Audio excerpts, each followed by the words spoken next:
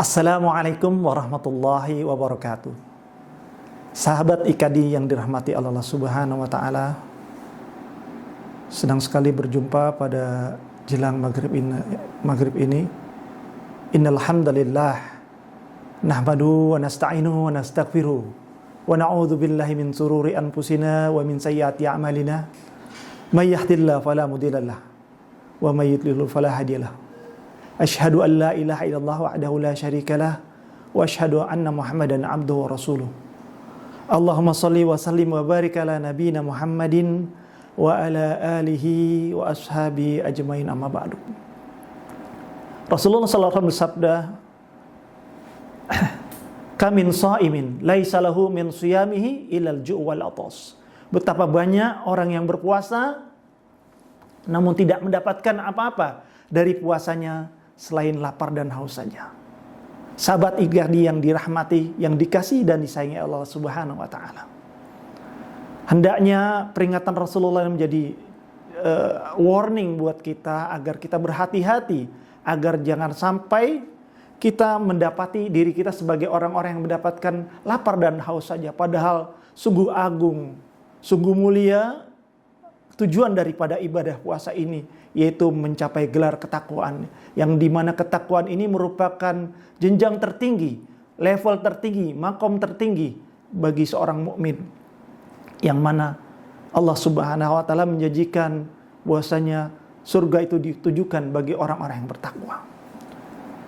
Anas radhiyallahu anhu qala Rasulullah sallallahu alaihi wasallam, "Khamsatu asya tuhbitu shauma."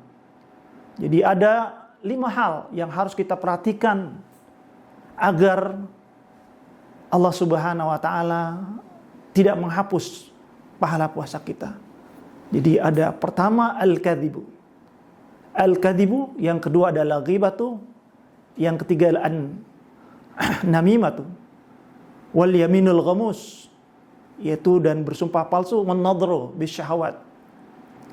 Jadi ada 5 hal yang harus kita perhatikan agar pahala puasa kita tidak menjadi terhapus sehingga kita hanya mendapatkan lapar dan haus saja. Rasulullah sebagaimana telah bersabda bahwasanya khamsyatu asya tuhbitu shauma. Al-kadzibu, yang pertama adalah al-kadzibu.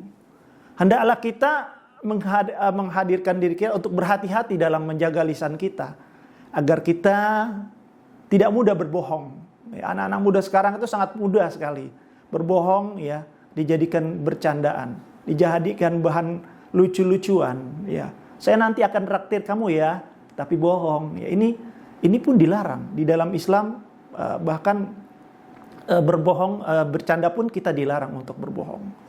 Yang kedua, wal ghibah, yaitu ghibah, yaitu membicarakan keburukan saudara kita. Ya.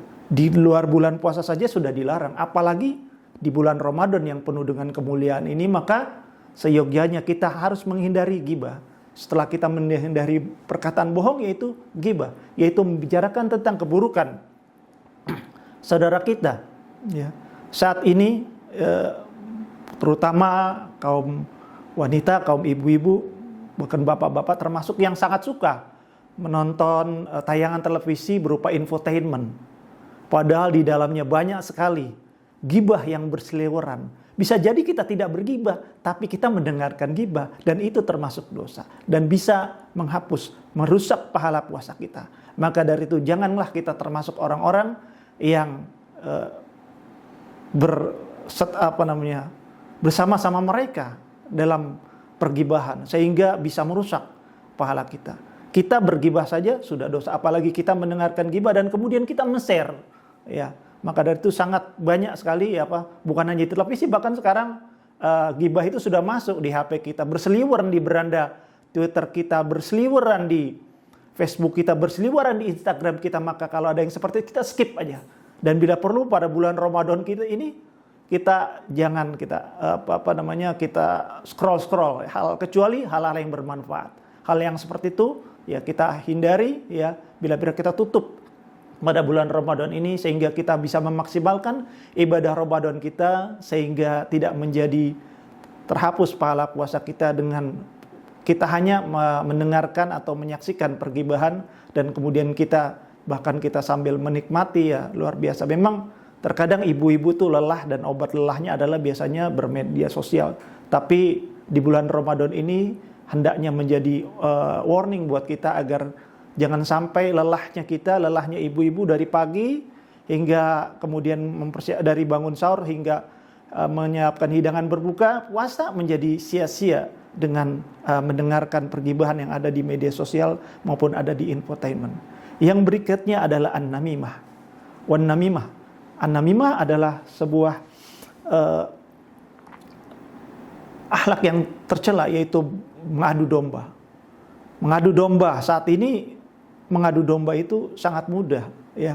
Bila kita tidak suka dengan si A, biasanya kita ngajak-ngajak tuh si B untuk tidak menyukai si A juga, ya, dengan cara mengadu domba. Sehingga semakin banyak yang tidak menyukai A dan kemudian dan seterusnya. Hal ini tentu bertentangan dengan agama kita, karena agama kita melarang kita untuk melakukan adu domba, karena adu domba hanya menghasilkan permusuhan. Sedangkan kita sebagai mukmin itu bersaudara. Al-mu'minuna ikhwatun. Sesungguhnya semua mukmin adalah bersaudara. Karena itu namimah ini sangat berbahaya. Saat ini dengan berkembangnya, dengan mudahnya media sosial, kita bisa melakukan apa saja yang mungkin dampaknya bukan hanya antar bersaudara, antar personal, bahkan bisa antar kampung, bahkan bisa antar kelurahan, kecamatan, bahkan antar sesama warga bangsa. Karena kita mungkin tidak mengadu domba, tapi kita men-share postingan yang berisi adu domba, maka itu akan merugikan kita. Karena apa? Kita menginvestasikan dosa, ya, dosa jariah bagi diri kita, karena bisa jadi ketika kita tidak menghapusnya, maka kemudian di-share dan seterusnya akan di-share lagi, ya, berupa konten yang berupa adu domba, maka akan merugikan kita, merugikan ibadah puasa kita. Yang berikutnya, yang keempat, ya, adalah wal yamin wal ghamus, yaitu yang bersumpah palsu. Banyak sekali, ya, apalagi bagi kita yang terlibat di dunia perdagangan, dunia bisnis, itu kadang-kadang suka bersumpah palsu. Sumpah palsu ini banyak dilakukan di pasar-pasar, bahkan bukan hanya pasar-pasar tradisional, tapi sudah sampai pasar-pasar yang digital, ya, sampai mereka membuat konten-konten yang isinya sumpah palsu yang agar produk mereka menjadi laku, menjadi booming, laku, laris, tapi tidak mendapatkan keberkahan. Maka dari itu jangan sampai kita bersumpah palsu, karena akan merugikan diri kita sendiri dan akan dipertanggungjawabkan oleh Allah Subhanahu wa taala.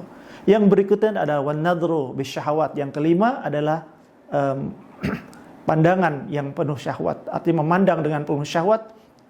Ya, tentunya sekarang ini begitu mudah, seperti kami sampaikan sejak awal, bahwasanya adanya teknologi informasi, adanya media sosial di televisi dan lain sebagainya, itu memudahkan bagi kita untuk bisa saja ketika kita habis mendengarkan ceramah daripada konten dari ustadz atau ustadzah tertentu, tiba-tiba muncul, ya, di beranda kita hal-hal yang dapat merusak ibadah puasa kita dan menampilkan sehingga syahwat kita bisa terpicu dengan melihat tayangan-tayangan bisa merusak pandangan mata kita, karena yang kita lihat adalah tayangan-tayangan yang bukan hanya gambar, tapi video-video yang kontennya sangat merusak moral kita sehingga menimbulkan syahwat kita, dan ini kita harus hindari. Setidaknya dalam bulan Ramadan ini intinya bagaimana kita dapat menjaga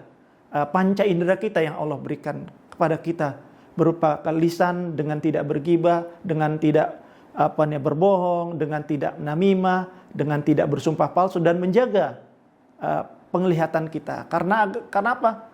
Penglihatan kita adalah nikmat besar yang Allah berikan kepada kita, agar kita jaga, agar kita senantiasa bisa menjadikan mata kita ini sebagai sarana untuk mendekatkan diri kepada Allah Subhanahu wa taala, yaitu melihat kebesaran Allah, memandang indah ayat-ayat Allah, sehingga kita dapat memasuki dan mengisi bulan Ramadan ini dengan penuh kekhusyuan, dengan penuh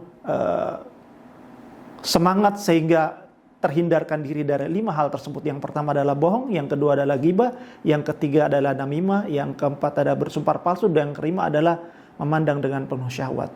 Demikian yang bisa kami sampaikan. Wabillahi taufiq wal hidayah. Wassalamualaikum warahmatullahi wabarakatuh.